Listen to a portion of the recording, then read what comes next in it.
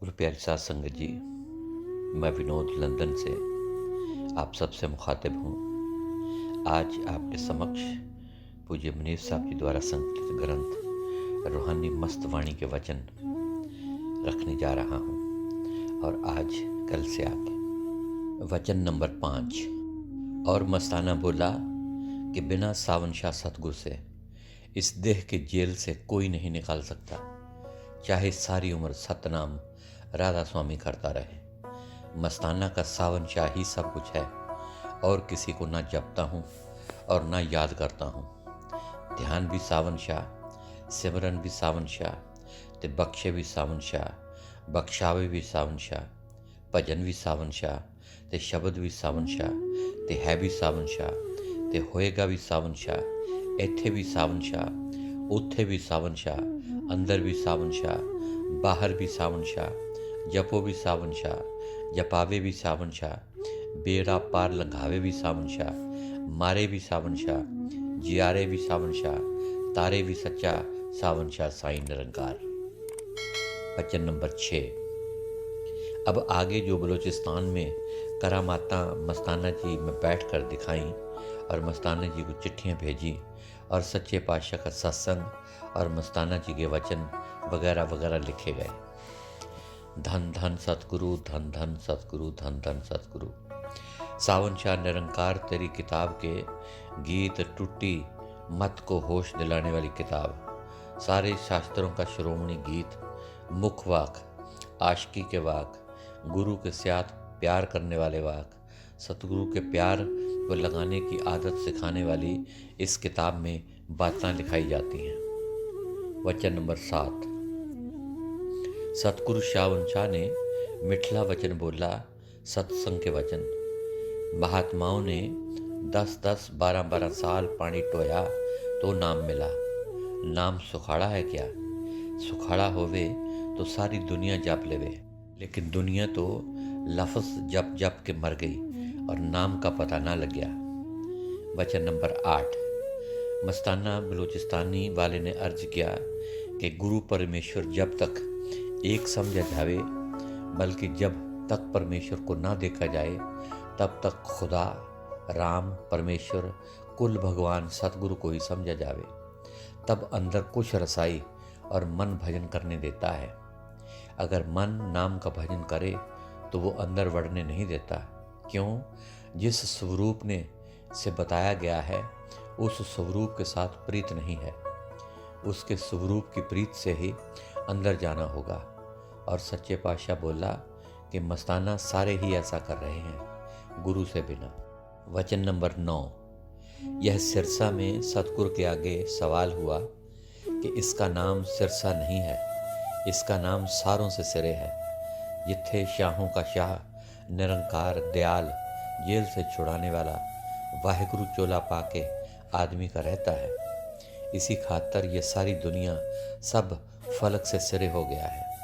जिथे मस्ताना बलूचिस्तानी मुल्तान सांगला में लूटा गया, सिरसा में सारे शहरों में सिरों के आकर ये सुख और भजन का आनंद, सतगुरु की मजलिस, गुफ्तार, मीठे से मीठा, उनके हाथ का रोट खाकर मस्त आठों पहर सतगुरु के ख्याल में रहना, ये सुख सतगुरु की कृपा से सिरसा में मिला। वचन नंबर 10। सारी बीमारियों की बीमारी हंकार है। कहता है कि सब कुछ मेरा है। अगर सब कुछ परमेश्वर का बोले तो इसका पर्दा खुल जावे। जब जिंदा सतगुरु को ना देखे तो मरने के बाद क्या एतबार। मिसाल है कि किसी ने कहा कि परमेश्वर मुझको अगला जन्म आदमी को देवे, तो उस भले मानस से पूछे, क्या अब तू गधा है? आदमी का चोला मिला है, जो कुछ करना है तू अब करके दिखा और बकवास को छोड़। वचन नंबर 11। कृष्ण और राम बोलता है कि आओ मेरी शरण में, मैं बख्शूंगा। संगत हमको बाजार में कहने लगी कि तुम्हारे मुर्शद में गुण बड़ा अजीब है कि तुमने 3 बार बोला कि तू परमेश्वर है। तो सतगुरु सावन शाह ने बोला, तुम्हारे अंदर तुम्हारा परमेश्वर बैठा है कि बेशक तुम्हारा मुर्शद परमेश्वर है। इस बात को सब लोग मानते हैं, मुराद इस बात पर ही मिलेगी। मस्ताना ने बोला कि जिसने पाया है मुर्शद में जज्ब होकर ही पाया है। वचन नंबर 12। किसी ने सच्चे पातशाह से पूछा कि मेरे को सेवा बताओ, तो सच्चे पातशाह बोला कि भजन करके लाओ, भजन ही मेरी सेवा है। वचन नंबर 13। मस्ताना ने पूछा कि सच्चे पातशाह भजन दिन का अच्छा है या रात का? सच्चे पातशाह ने फरमाया कि जब मन लग जावे। अगर मन बाहर है और बोलता है कि भजन करता हूँ तो इसके कुछ फ़ायदा नहीं है। वचन नंबर 14। किसी ने सच्चे पातशाह से जोड़े झाड़ने के लिए मांगे, तो सच्चे पातशाह ने बोला कि ना ना हुक्म मनो, तुहानू खुशी लेनी चाहिए है, नाराज़गी नहीं लेनी चाहिए। वचन नंबर 15। किसी बीबी ने पूछा कि मेरे गुनाहों को बख्शो, दया करो या ना करो, तुम्हारा आसरा है। तो सच्चे पातशाह निरंकार सावन शाह बोला कि सब दुखों को दूर करने वाला नाम है। वचन नंबर 16। बाबा राम सिंह सच्चे पातशाह सावन शाह से कहने लगा कि मस्ताना के साथ जो आदमी है वो कुछ काम करवा दें, थोड़ा सा है। तो सच्चे पातशाह सावन शाह निरंकार बोला, ये नहीं जा सकते, ये होर काम करने वाले हैं। वचन नंबर 17। मिठला वचन सच्चे पातशाह का कि ये जीव खुद जाल तान कर फंसा हुआ है। अगर लोभ से बचकर सब कुछ सतगुरु का समझे तो इसको एक श्वास का मोल 3 लोक से भी थोड़ा लगे, लेकिन यह मगरमच्छ की तरह समेत कुंडी गोश्त खाकर यानी मन के कहने से लोभ रूपी घानी में अपना तिल पिड़वाता है। वचन नंबर 18। इस जीव का दुश्मन तो है मन। सब एक प्यो के पुत्र हैं, लेकिन मन के कहने हर एक किस्म की लड़ाई होती रहती है और अपनी जिंदगी लड़ाई झगड़े से बर्बाद करता है। जो आनंद लेना चाहिए उससे बिल्कुल खाली चला जाता है। अगर मन का कहना मान लिया तो गुरु का कहना कहाँ हुआ। वचन नंबर 19। एक सत्संगी ने सच्चे पातशाह सावन शाह से सपने के बारे में पूछा कि अगर सेवक की रूह कभी भी ऊपर नहीं जाती तो उसको सपने में कहेंगे, लेकिन अगर सेवक सामने सतगुरु को देखे, अगर सतगुरु सामने है तो सतगुरु का कहना जरूर पूरा होगा, ब्रह्मांड भी न पलट सकेगा। अगर पीठ पीछे होकर कहे और आवाज़ आवे तो काल का धोखा है, कभी भी धोखा नहीं खाना चाहिए। वचन नंबर 20। मस्ताना जी ने फरमाया कि मालिक के घर में सब कुछ है, दीनता नहीं है। क्रोध अहंकार को मारने के लिए दीनता करना खास हथियार है, लेकिन इसका इस्तेमाल पूरा गुरमुख और पूरा फकीर ही कर सकता है। ये खास शेरों का काम है। दीनता से हृदय ठंडा रहता है। हृदय ठंडा रहने से इश्क में खूब तरक्की होती है, और जब तक महबूब न मिल जावे दीनता को न छड़े। पीछे आम पूरे फ़कीरों की ज़िंदगी से मुलाजा करें। दांत तुड़वाए, जिस्म की खाल तुड़वाई, तत्ते तवे पर बेखौफ होकर बैठ गए, लेकिन दीनता न छड़ी। सच्चे पातशाह सावन शाह निरंकार की शरण रखता हुआ, उसकी मौज में रहता हुआ, काल को दीनता के जोर से जो भी मारे वो ही पूरा आशिक है। इश्क के होने से दीनता भी आवेगी। अब सवाल आया कि इश्क कहाँ से आवे और कैसे मिले। इश्क मिलेगा पूरे कामिल साधु फ़कीर या मुर्शिद की मेहर से, बजरिया सोहबत के मिलेगा और कोई ज़रिया नहीं है। वचन नंबर 21। सच्चे पातशाह ने मुबारक मीठे वचन सत्संग में सुनाए। पाठ पढ़ियो और वेद विचार्यो, निवल प्योंगम साधे। यानी दुनिया की किताबें और शास्त्र पढ़े, लेकिन काम न घटा, न क्रोध घटा, न लोभ घटा, न अहंकार घटा। अगर वेद शास्त्र पढ़ने से विकार जाते और मुक्ति होती तो रावण पढ़िया होया नहीं सी, बल्कि टीकाकार सी। लेकिन कीता की पराइयां औरतां, पराइयां रन्ना चुराइयां, जिस दी शक्ल बना के हर साल अग लगाउंदे हां।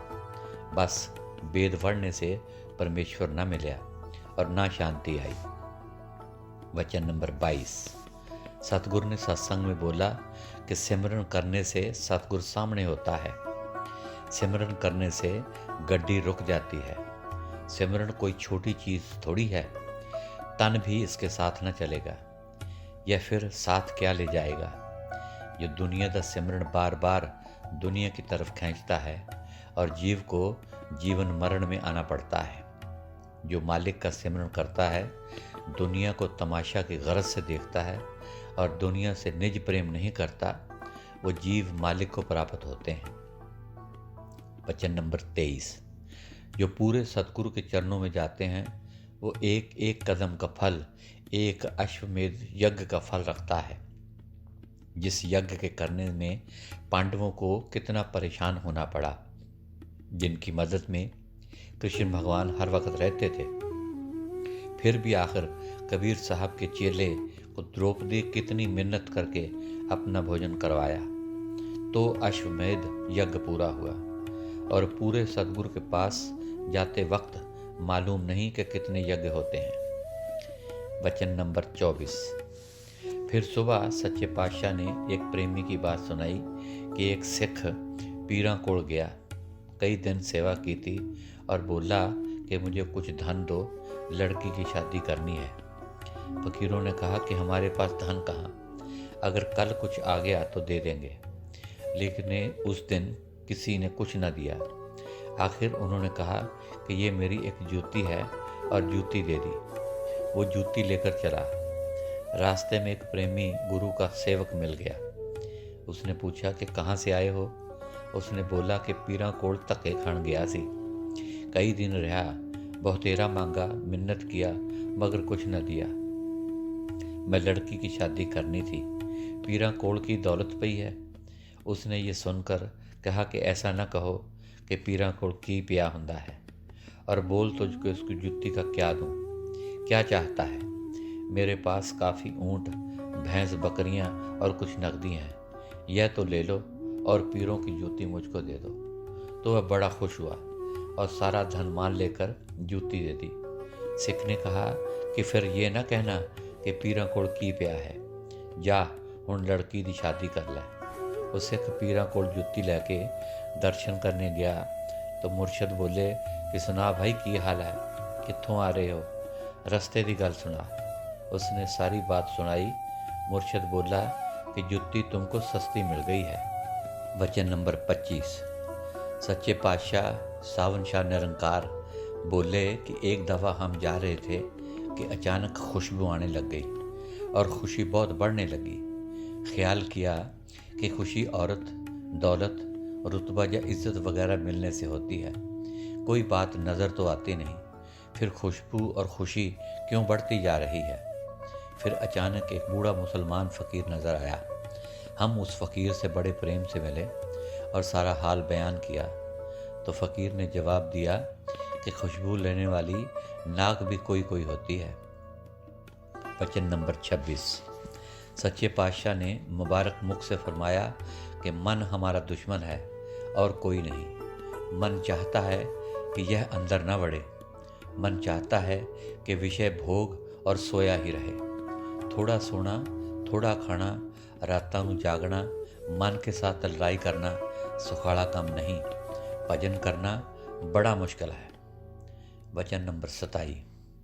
सच्चे पातशाह निरंकार ने फरमाया कि दुनिया चंगी है, माड़ी नहीं, लेकिन दुनिया अपनी न समझे।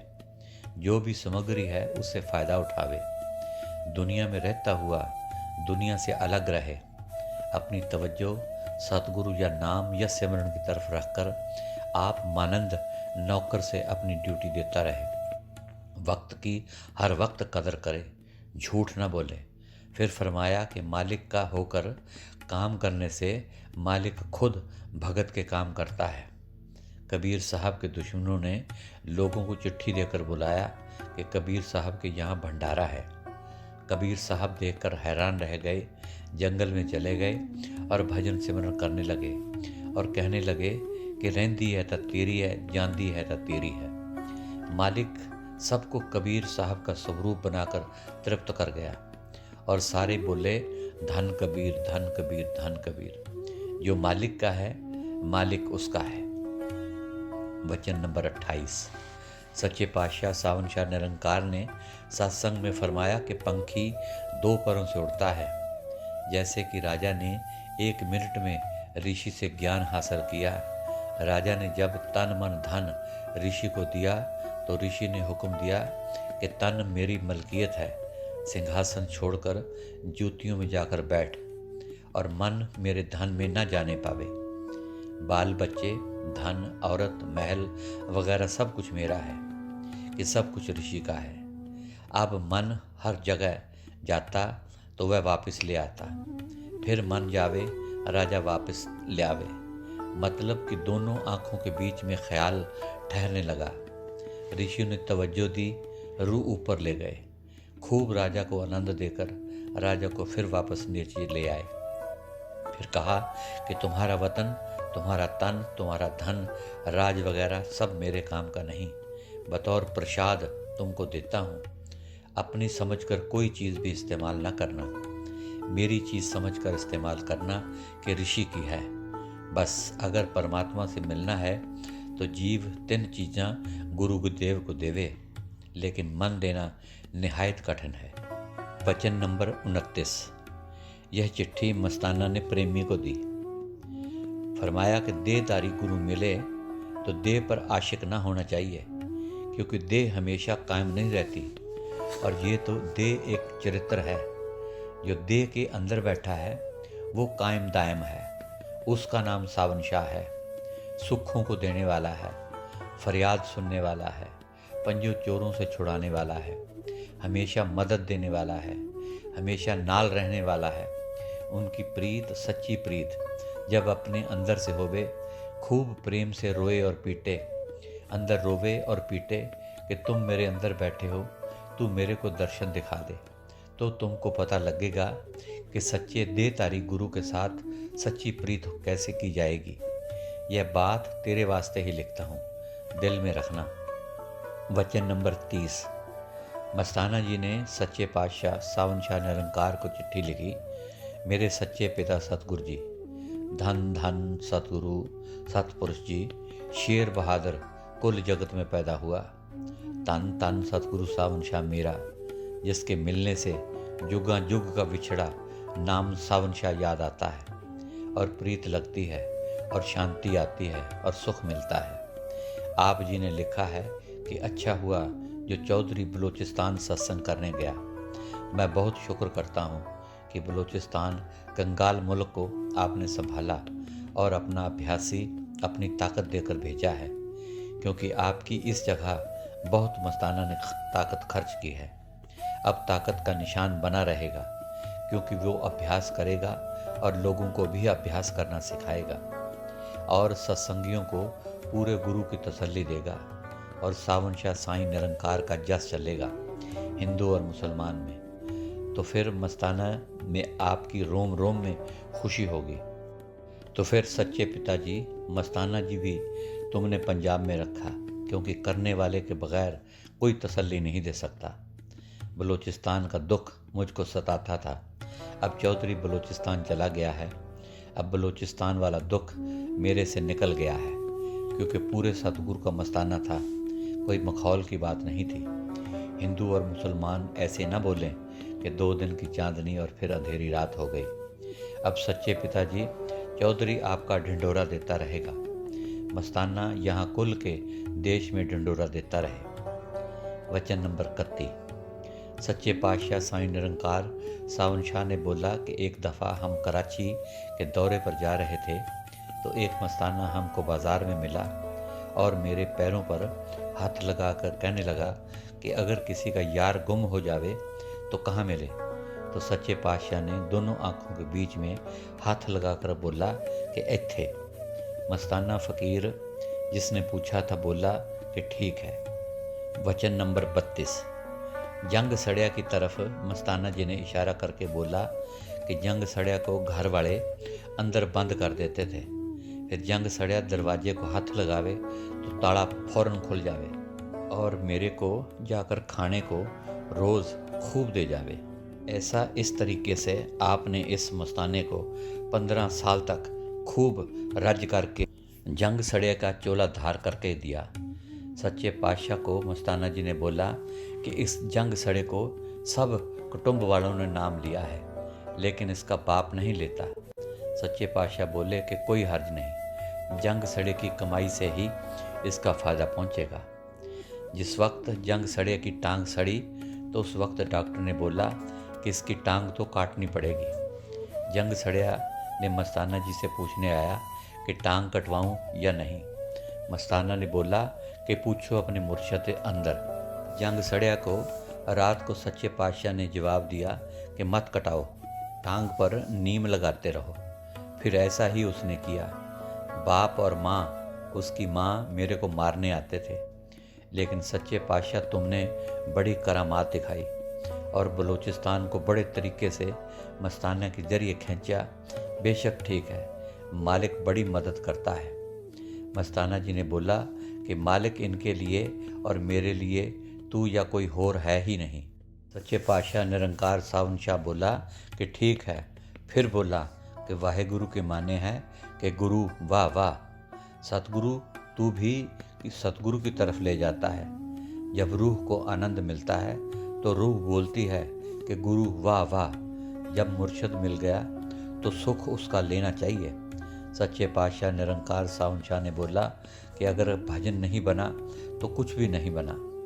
नाम लेने से क्या फ़ायदा, यही कि भजन बने।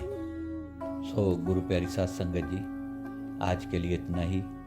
कल फिर पूज्य मनीष साहब जी द्वारा संकलित ग्रंथ रूहानी मस्त वाणी के वचन आपके समक्ष रखूँगा। तब तक के लिए मुझे नाचीज़ को इजाज़त दीजिए और मेरी तरफ से दोनों हाथ जोड़कर प्यार भरी धन धन सतगुरु तेरा ही आसरा, हाजिर नाजिर जिंदा राम तेरा ही आसरा कबूल फरमाए।